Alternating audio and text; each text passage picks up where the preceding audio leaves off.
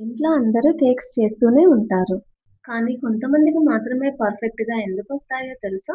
ఎందుకంటే వాళ్ళు కొన్ని టిప్స్ ఫాలో అవుతారు కనుక. కేక్ మేకింగ్ ప్రాసెస్ వీడియోస్ చాలానే ఉంటాయి యూట్యూబ్‌లో. కానీ మేకింగ్ ప్రాసెస్‌లో వాళ్ళు ఫాలో అయిన టిప్స్ మాత్రం ఎవ్వరు చెప్పరు. సీక్రెట్‌గానే ఉంచుతారు. కొలతలు కొంచెం అటు ఇటు అయినా పర్వాలేదు. ఈ టిప్స్ ఫాలో అవ్వడం వల్ల మీకు కేక్ అనేది చాలా పర్ఫెక్ట్‌గా వస్తుంది. ఇంకెందుకు ఆలస్యం? ఆ టిప్స్ ఏంటో డిస్కస్ చేద్దామా? టిప్ నంబర్ 1, మీరు బిస్కెట్స్‌తో గనుక కేక్ చేస్తున్నట్లయితే డైరెక్ట్‌గా బిస్కెట్స్ తీసుకొని ఇన్‌కేస్ క్రీమ్ ఉంటే దాన్ని తీసేసి డైరెక్ట్‌గా ఇలా మిల్క్ యాడ్ చేసుకోండి. Boiled milk.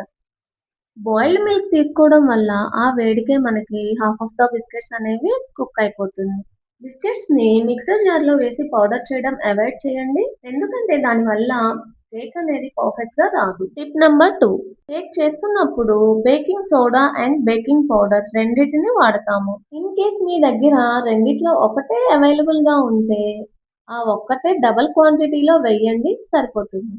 బ్యాటర్ ప్రిపేర్ అయిన తర్వాత 30 మినిట్స్ అలా వదిలేయడం మర్చిపోకండి. ఇన్ కేస్ మీ దగ్గర 2 అవైలబుల్‌గా లేనప్పుడు జస్ట్ ఈనో ప్యాకెట్ ఒకటి, అది కూడా ప్లెయిన్‌ది మాత్రమే యూజ్ చేయండి సరిపోతుంది. టిప్ నంబర్ 3, మీరు పాలను యాడ్ చేస్తున్నప్పుడు కొంచెం కొంచెం మాత్రమే యాడ్ చేస్తూ కలపండి. ఇన్ కేస్ అలా చేసిన తర్వాత కూడా పర్ఫెక్ట్‌గా రాలేదు బ్యాటర్ అనుకుంటే సూజీ ఒక కప్ యాడ్ చేసుకోండి.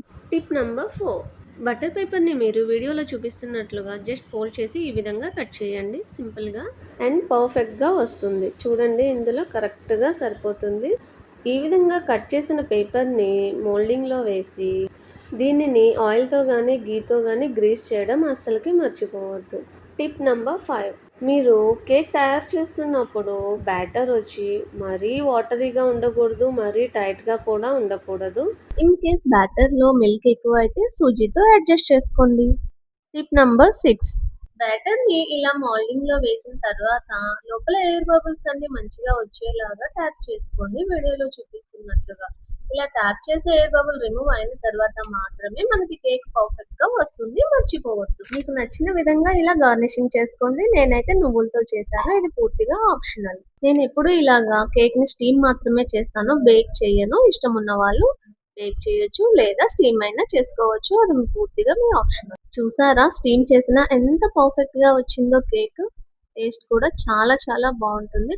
ఖచ్చితంగా ఒక్కసారి ట్రై చేసి చూడండి. టేస్ట్‌లో పెద్దగా తేడా ఏమీ ఉండదండి. బేక్ చేసిన కేక్ అయినా లేదా స్టీమ్ చేసిన కేక్ అయినా సేమ్ ఉంటుంది. పెద్దగా టేస్ట్ అయితే మారదు. చూసారా ఎంత సాఫ్ట్‌గా వచ్చిందో, చూస్తుంటేనే తినేయాలనిపిస్తుంది. ప్రెజెంట్ మన దగ్గర చాక్లేట్ సిరప్ మాత్రమే ఉంది. సో, ఇంట్లో ఏదుంటే దాంతోనే మీరు ట్రై చేయండి.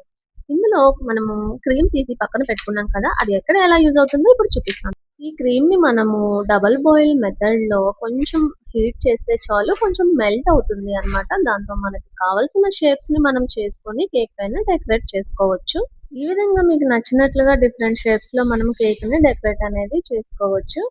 బిస్కెట్స్‌తో ఒక్కసారి తప్పకుండా ట్రై చేయండి. ముఖ్యంగా అది కూడా ఓరియో బిస్కెట్స్‌తో చాలా చాలా టేస్టీగా ఉంటుంది. పిల్లలకి ఖచ్చితంగా నచ్చుతుంది. ఇంతవరకు నేను చెప్పిన టిప్స్‌ని ఒక్కొక్కటి ఫాలో అవుతూ మీరు కేక్‌ని ప్రిపేర్ చేయండి. ఖచ్చితంగా బేకరీ స్టైల్‌లో లాగా పర్ఫెక్ట్‌గా వస్తుంది. పిల్లలు కూడా మళ్ళీ మళ్ళీ చేయమని ఖచ్చితంగా అడుగుతారు. ఇలాంటి మంచి మంచి కుకింగ్ టిప్స్ కోసం నా ఛానెల్‌ని సబ్స్క్రైబ్ చేసి పెట్టుకోండి. ఇంతవరకు సబ్స్క్రైబ్ చేసిన ప్రతి ఒక్కళ్ళకి చాలా థాంక్స్.